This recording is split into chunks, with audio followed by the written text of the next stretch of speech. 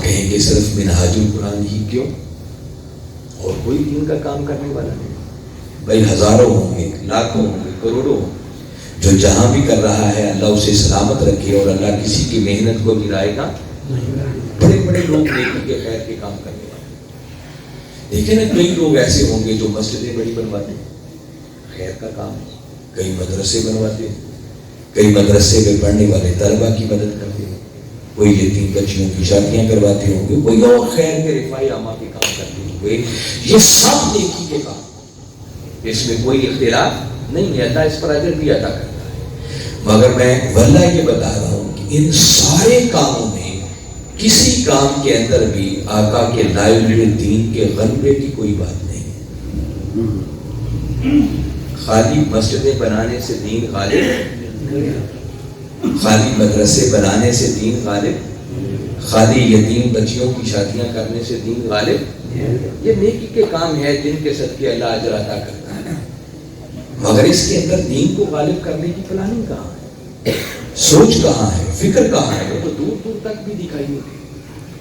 اور ایسا نہیں ہے کہ منہاج القرآن یہ کام نہیں کرتا، منہاج القرآن بھی یہ سارے کام کرتا ہے۔ آپ ماڈل ٹاؤن والی مسجد کو جا کے دیکھیں، اس صدی کی خوبصورتی کے اعتبار سے دیکھیں تو ایک شاہکار مسجد ہے۔ منہاج یونیورسٹی کے اندر جو مسجد ہے وہ دیکھ کے دل خوش ہو جاتا ہے۔ ابھی جو ٹاؤن شپ اعتکاف گاہ والی مسجد ہے اس کی رینوویشن کا کام شروع ہونے والا ہے۔ پھر یہ دو مسجدیں ہیں نا، میں بتا رہا ہوں دنیا کے 100 سے زیادہ ممالک کے اندر پتہ نہیں کتنے عظیم الشان اسلامک سینٹر بنا دیے، اور ابھی کے بریڈ فورڈ کے اندر 1 ایکڑ زمین کے اندر عظیم الشان اللہ کا گھر، پہلے مسجد تعمیر ہو رہی ہے اور پھر پورا اسلامک کمپلیکس اس کے ساتھ۔ مدرسوں کی کمی نہیں ہے، منہاج القرآن کے 600 سے زیادہ تو صرف منہاج ماڈل اسکول چل رہے ہیں، پھر منہاج گرامر اسکول کی ایک الگ چیز ہے، دارالعلوم اسکولز کا الگ سلسلہ شروع ہوا ہے، گرلز کالج بنا ہوا ہے، شریعہ کالج بنا ہوا ہے، تحفیظ القرآن کالج ہے، پھر اس کے بعد آغوش ہے، اور صرف منہاج یونیورسٹی کو دیکھیں تو 20,000 کے لگ بھگ طلبہ پڑھ رہے ہیں وہاں۔ یہ سارے کام منہاج القرآن بھی کرتا ہے، یہ نہیں ہے کہ ان کاموں سے انکار ہے، مگر خالی یہ کام کرنے سے دین غالب، اس کے لیے تو ایک پلاننگ چاہیے، ایک کوشش چاہیے، ایک ایفرٹ چاہیے، بڑی منظم قسم کی ایفرٹ چاہیے۔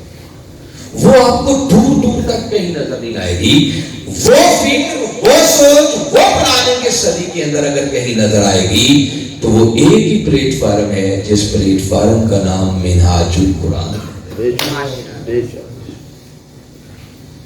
اس سوال کو عروج پہ بدلنے کے لیے حضور شیخ الاسلام نے اپنی زندگی لگائی، اور کتنے انقلاب ہیں جو وہ بابا کر چکے ہیں، بس ہمیں کبھی محسوس نہیں کرتے۔ آپ کبھی غور کریں جس دور سے ہم گزر رہے ہیں، مجھے بڑی اچھی طرح یاد ہے کہ ہم سنتے تھے کبھی مسجد میں چلے جاتے تو اللہ ماشاءاللہ جو اچھے لوگ ہیں وہ ہر دور میں ہوتے ہیں، مگر اکثر و بیشتر حال یہ ہو چکا تھا کہ ہمارے علماء جب ممبر پر بیٹھتے وہ عربی خطبہ پڑھتے تھے نا سر کے ساتھ، تو اس میں قرآن کی آیت بھی عنوان گفتگو کے طور پر پڑھتے، اور اس کے بعد گھنٹے 1.5 گھنٹے کی تقریر کے اندر اللہ ماشاءاللہ جو اچھے لوگ ہوں گے وہ ہوں گے، مگر اکثر و بیشتر ایسے تھے شاید ان کو پوری تقریر میں آیت کا ترجمہ کرنے کی بھی فرصت کوئی نہیں ملتی۔ پھر اس کے بعد دوڑے مائیے سوریں قصے اور کہانیاں، بس یہ رہ گیا تھا ممبر اور اسٹیج۔ یہ کریڈٹ سارا منہاج القرآن اور ڈاکٹر طاہر القادری کو جاتا ہے جنہوں نے اس صدی کے اندر ممبر پر قرآن اور حدیث کے دلائل میں بات کرنا سکھایا۔ آپ صرف اتنا سوچیں، میں تو کبھی کبھی اس پہ غور کرتا ہوں اور اسی نعمت کا میں شکر ادا نہیں کر سکتا زندگی بھر بھی لگا، اگر اس صدی کے اندر ڈاکٹر طاہر القادری نہ ہوتا تو معلوم نہیں ہے میں خود کس بدعقیدگی کے سیلاب میں بیٹھ چکا ہوں۔ یہ جو ہمارے عقیدے بچے ہوئے ہیں نا، یہ جو ہمارا ایمان آج محفوظ ہے، یہ برہون منت ہے ڈاکٹر طاہر القادری کا۔ بے شک میں صحیح کہہ رہا ہوں یا غلط کہہ رہا ہوں؟ مجھے انڈیا میں جانے کا موقع ملا، لاکھوں کے اجتماع ہوتے تھے، اب ہر بندے کی اپروچ تو مجھ تک نہیں تھی، میں وہاں VIP گیسٹ ہوتا تھا، تو جہاں سے میں گزرتا نا تو لوگوں کی دور سے آوازیں مجھے سنائی دیتی، وہ مجھے دیکھ کے ایک جملہ اکثر کہتے تھے کہ آپ جائیں تو حضرت جی کو ہمارا سلام کہنا اور جا کے ان کا شکریہ ادا کرنا کہ آپ کا شکریہ کیوں ٹی وی پر آپ کے خطابات سن سن کر ہماری نسلوں کے ایمان بچ گئے ہیں. یہ انقلاب ہے جو طاہر القادری نے یہ اسلام کی خدمت. 1200 کتابیں لکھ دینا کوئی معمولی کام نہیں.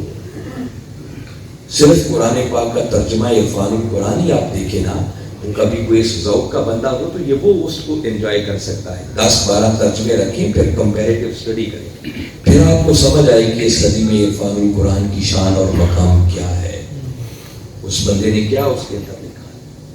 وہ چیزیں جو کئی تفسیریں پڑھ کے بندے کو سمجھ میں آتی ہیں نا, ڈاکٹر طاہر القادری نے وہ اپنے ترجمے کے اندر ہی سب کچھ سمجھ دیا. ایسا تفسیری شان کا 8 جلدوں پر مشتمل قرآنی انسائکلوپیڈیا اور ابھی 28 جلدوں پر مشتمل عربی زبان میں قرآن کی تفسیر کا کام بھی مکمل کر جو صدیوں تک اور قیامت تک امت کے کام آئے. اس کے علاوہ معلوم نہیں کیا کیا کچھ کر دیا. یہ تو ایسے ہی اب اس طرف میں چل پڑا.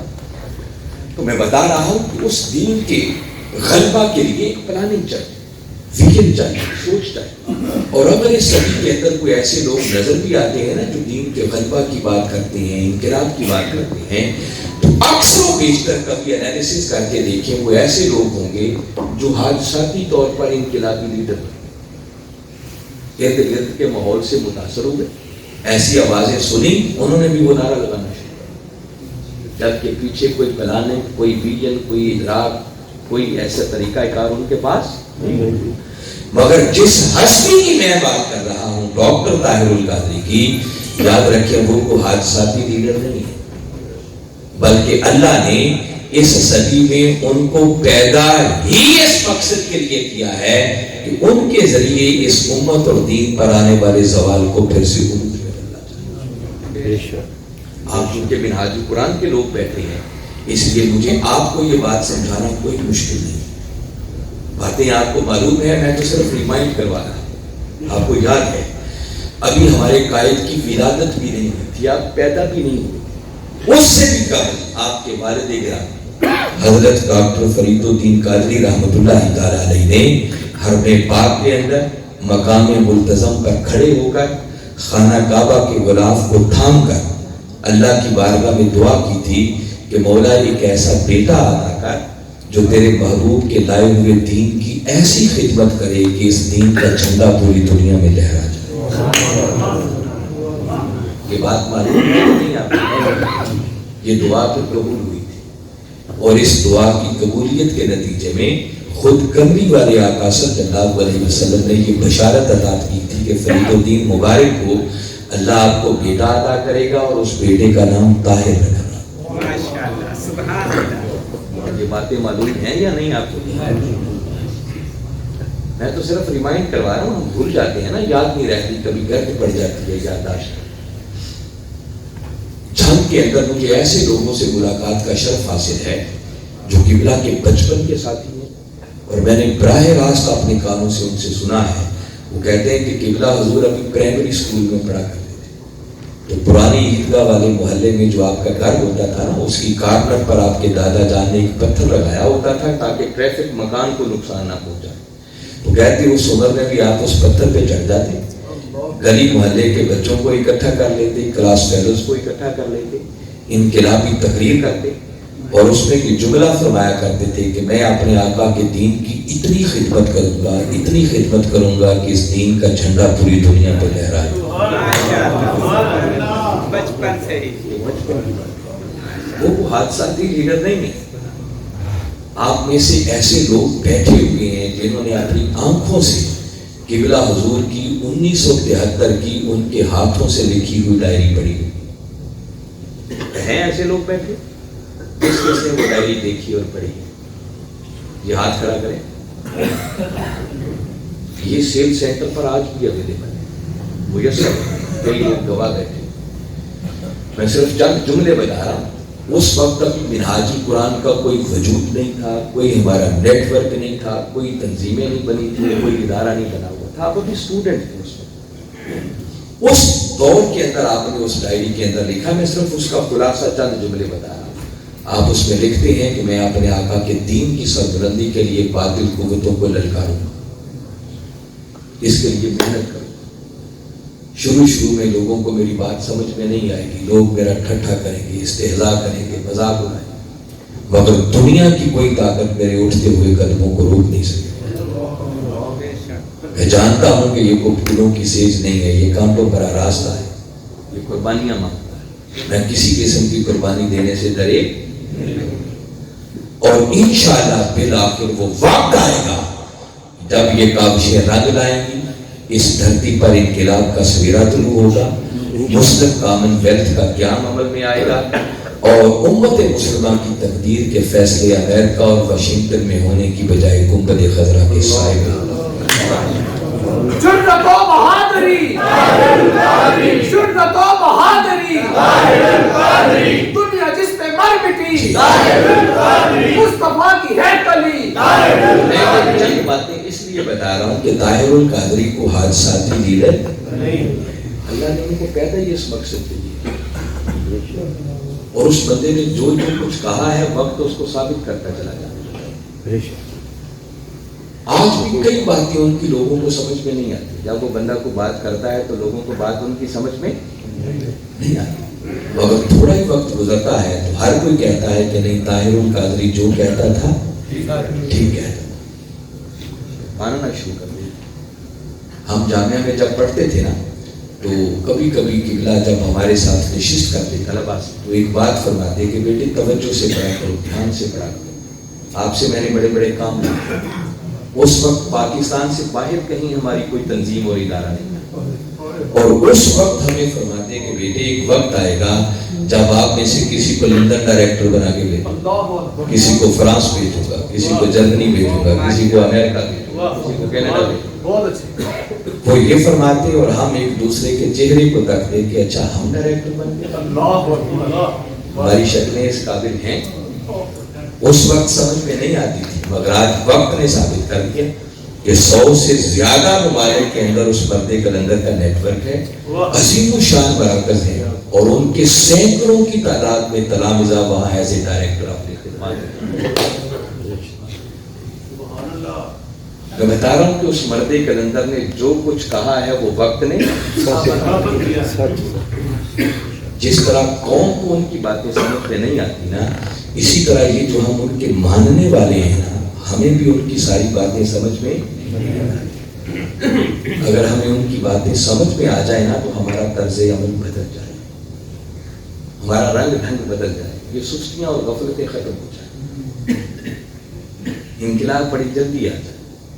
ہم بھی ڈاما ڈول رہتے ہیں، کوئی معمولی سی بات ہو گئی تو شروع و شبہات کا شکار ہو، اور جو ڈاما ڈول رہتے ہیں نا ان کا حال انجام بہت برا ہوتا ہے۔ وہ کسی نے کہا ہے نا، خدا ہی ملا نہ مثال، نہ ادھر کے رہے، یہ ڈاما ڈول لوگوں کا یہ حال۔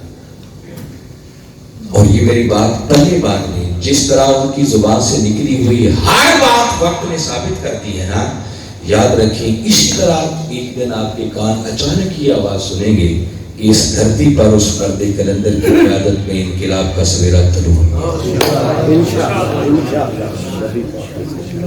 انقلاب آنا ہے اور ڈاکٹر طاہر القادری کی قیادت میں آنا ہے۔ دنیا کی کوئی طاقت اس انقلاب کو روک نہیں سکتی۔ خوش نصیب وہ ہوں گے جو اس میں کچھ نہ کچھ اپنا حصہ ڈال جائیں گے۔